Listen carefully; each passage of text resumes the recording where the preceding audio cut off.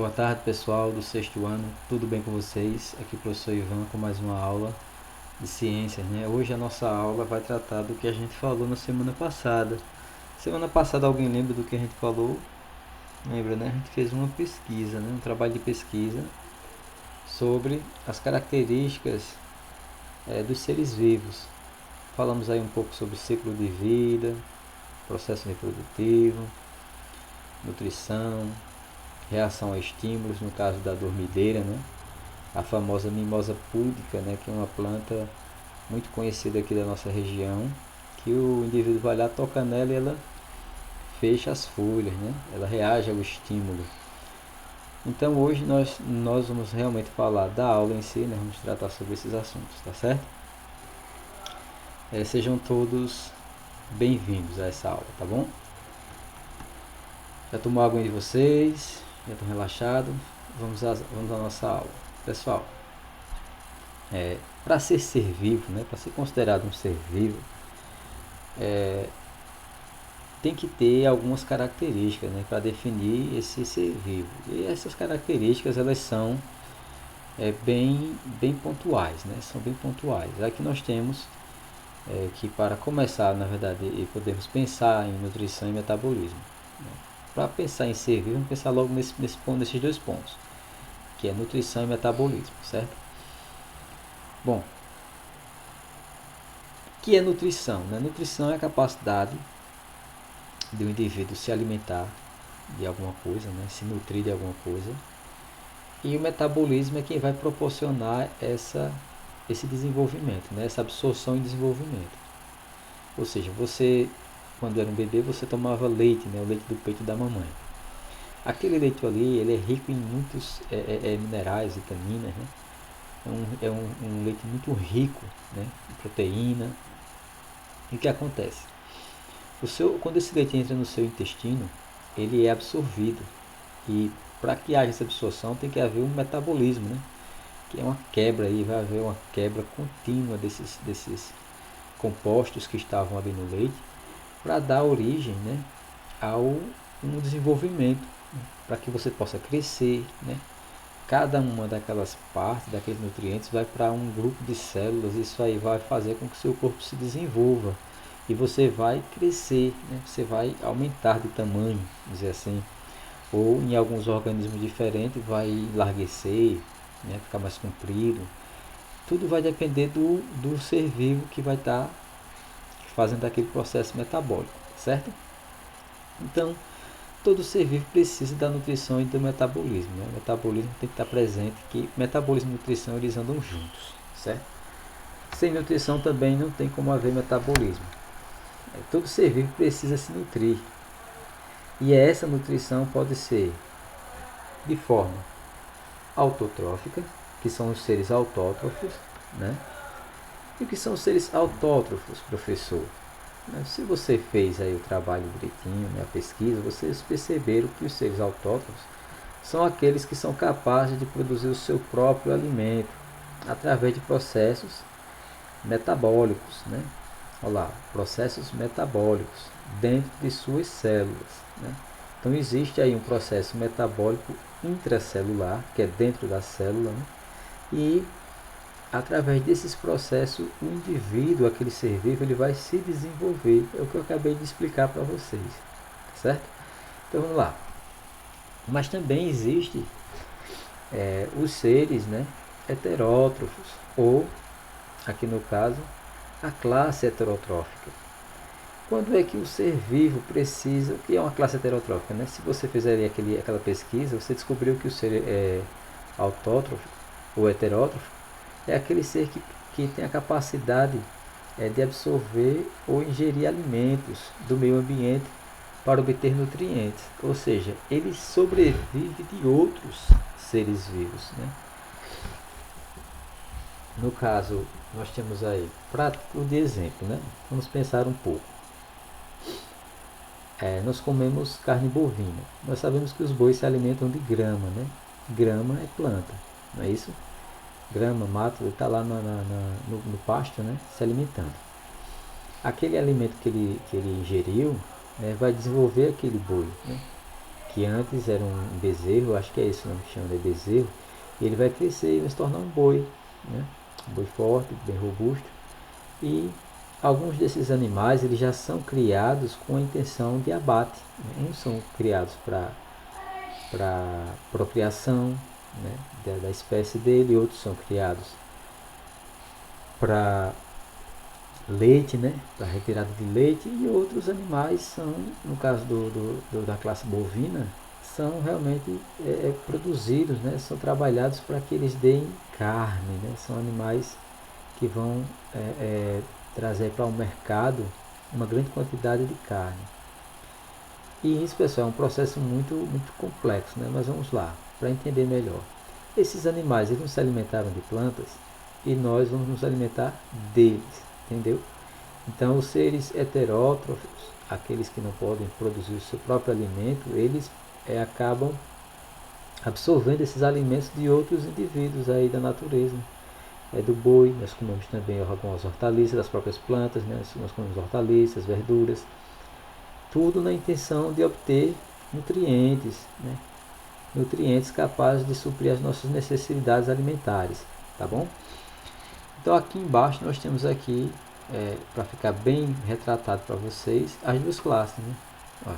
A obtenção de alimentos, organismos autótrofos, do lado esquerdo, e organismos heterótrofos, do lado direito. Aí mostrando, né, a divisão dos dois, né, quem é que produz o que e o outro que não produz, né, obtém seu alimento do ambiente e o outro produz o seu próprio alimento. Mas professor, como é que esses seres heterótrofos, né, ou autótrofos na verdade, conseguem produzir o seu próprio alimento? Nós temos aqui uma ilustração, né, do sol, uma planta, né, a planta ali enraizada já no solo, com acesso à água, é claro, né? Que a planta, pessoal, para ela sobreviver, ela precisa desses componentes. Mas vamos pensar um pouco. Sem a energia do sol, seria impossível a planta fazer esse processo de fotossíntese, que é sintetizar a luz do sol em energia, né? Em energia útil para a planta. Então a planta ela capta a energia do sol e produz uma energia útil para ela, né? Para o desenvolvimento dela, para a disseminação da espécie dela. Mas nós acabamos tirando proveito dessa planta, né? Vamos dizer assim. Então suponhamos que ali seja um pé de laranja, né? Aí o sol, ela vai absorver a luz do sol, né? Por meio de um processo chamado fotossíntese, vai sintetizar a energia do sol.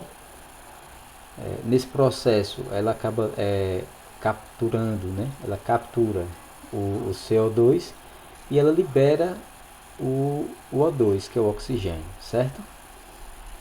E nesse processo, os frutos, né, que essa planta vai dar, a laranja em si, ela tem aí açúcar nela, né, tem glicose. Então essa planta ela vai produzir glicose para beneficiar ela de alguma forma, né? Só que a gente acaba se beneficiando dessa glicose produzida nesse processo aí de fotossíntese, certo? Ficou claro isso, não foi? Vamos descer mais um pouco. Ao processar esses nutrientes em seu organismo, o ser vivo produz novas células, proteínas e outros componentes celulares, interagindo e transformando o meio ambiente e seu próprio organismo. Isso gera crescimento, seja no número de células ou na população. Exatamente, né? Através dessa absorção, se for uma planta, ela vai se desenvolver e vai gerar ali novos indivíduos da população. A população dessa planta vai aumentar naquela região. Né? Bem assim acontece com os demais organismos, né? Com os demais seres vivos, tanto os autótrofos como os heterótrofos. Uma outra característica dos seres vivos é a composição complexa. Essa composição complexa, pessoal, é a composição química desses organismos, né?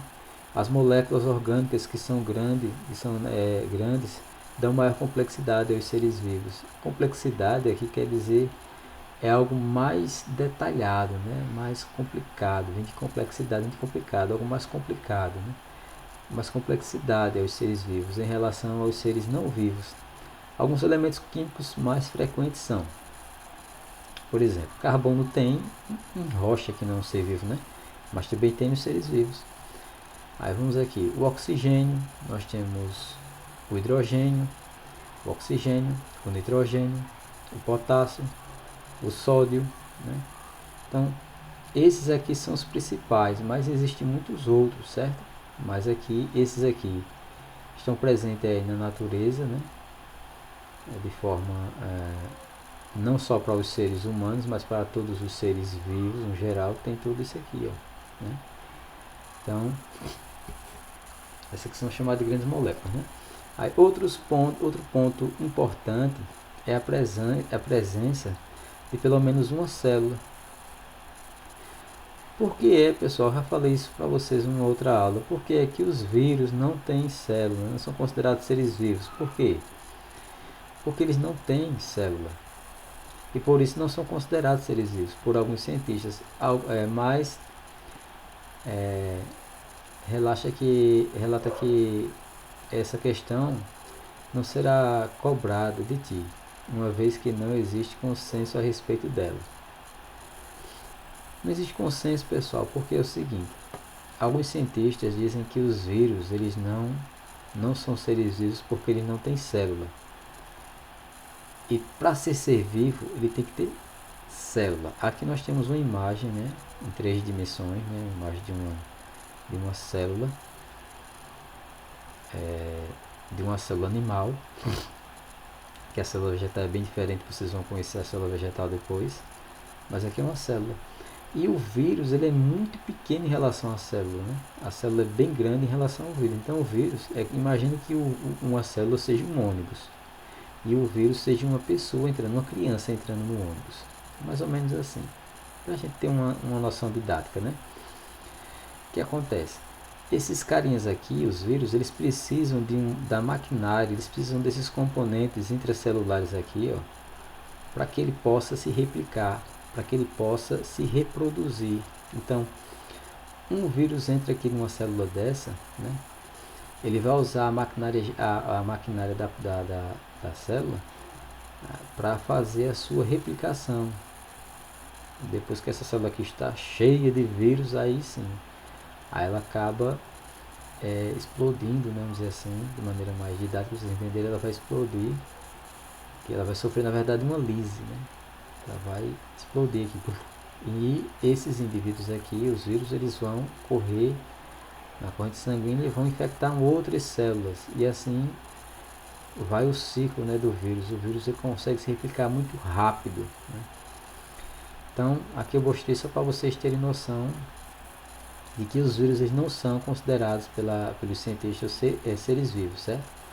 Eles são ainda aí, não tem essa consideração de ser um ser vivo, porque eles não conseguem se reproduzir sem a ajuda da célula, né? Eles precisam da maquinária da célula. Eles são chamados também de hospedeiros intracelulares. Por quê? Porque eles se hospedam dentro da célula e se reproduzem dela. Eles vão utilizar o material da célula para poder se replicarem. Pronto. Todos os seres vivos possuem um ciclo vital. Vocês lembram que eu questionei vocês sobre o ciclo vital? O que seria o ciclo vital, né? O ciclo vital que varia de um ser... esse ciclo vital ele varia muito, na verdade, de um ser para o outro. Mas nos seres humanos eles ocorrem mais ou menos assim. Vamos lá. Mais ou menos não, eles ocorrem exatamente dessa forma. Nós temos aqui um bebê, né? Um bebê, um recém-nascido. Ele vai se desenvolvendo, né? Se torna um bebê, que é um recém-nascido. Se torna um bebê, uma criança, um jovem, um adulto, um velho, e daqui ele vai para caixa prego, né? Vai morrer um dia, né?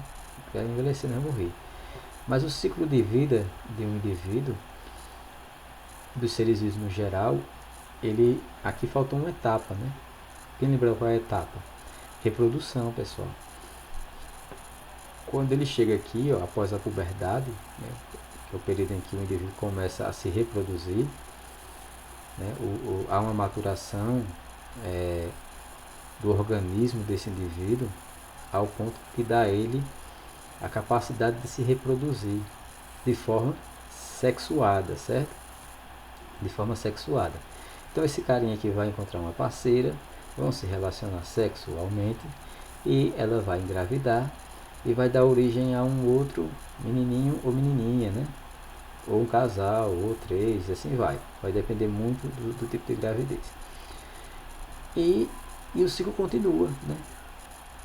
Eles, o pai e a mãe, vão envelhecer, né? Vão morrer, e os filhos vai continuar o ciclo, vai casar, esse rapazinho que vai casar, vai se tornar um rapaz de novo, um homem, né? Um jovem já com maturidade sexual, vai se reproduzir e o ciclo continua, tá certo? Então aqui o indivíduo que passou aqui e não deixou sua prole, né? Não deixou seus filhos, não teve filhos, vamos dizer assim, para ficar mais didático. O indivíduo que passou aqui nessa fase, ele não teve filhos, ele vai morrer e não vai ter geração, né? Mas o natural é que quando ele chega aqui, os hormônios dele vai despertar nele o interesse por uma parceira. E a parceira também, através dos hormônios que tem nela, vai despertar nela o desejo por um parceiro. Para quê? Para que haja o processo de reprodução em todos os animais, entendam isso, todos os animais, né? Há essa troca, essa parceria, né? Esse interesse. Nós estudamos isso, eu estava ensinando isso ao pessoal do 8º ano, salvo engano, acho que foi. Bom, mas vamos lá. Então esse aqui é o ciclo de vida, né? Vamos para o próximo item. Todos os seres vivos são capazes de se reproduzir, é o que eu acabei de falar, e transmitir suas características genéticas para a geração seguinte. Ou seja, esse cara aqui vai se casar com uma jovem, né? E as características dos dois, é 50% dele e 50% dela. Vai estar no filho, vai estar presente nesse filho, certo? Então, as características vão passar de geração em geração. Se esse carinha aqui se tornar esse carinha e não se casar, as características dele não vai passar para frente, para a geração. Ele vai morrer com as características dele, não é verdade? Mas a variabilidade genética, ela é resultado de muito cruzamento. Quanto mais cruzamentos tiver, né, quanto mais relações ou existir, né, mais variabilidade genética existirá, né? É por isso que aí nós temos aí o nosso país, o Brasil, um país miscigenado. Tem aí uma grande quantidade de pessoas de várias raças, né, de vários povos. Então, há uma variabilidade genética muito grande no Brasil por conta dessa miscigenação racial, certo? Vamos para a próxima. Aqui nós temos um exemplo da replicação. A replicação ela ocorre tanto de forma celular, né, quanto de organismo, certo? Então, eles começa tudo aqui, ó, né, no celular, e chega aqui em organismos, tá bom? Esse aqui é um processo de replicação da célula. Vocês vão ver isso aqui, acho que em 7º, 8º ano a gente vai trabalhar melhor essas questões, certo? Vamos aqui agora. Irritabilidade. Irritabilidade é o nome dado, é o nome que damos, na verdade, a capacidade dos seres vivos reagir a mudanças e a estímulos vindo do ambiente. Por exemplo, um dia de sol muito quente vai fazer você sofrer um processo de irritabilidade.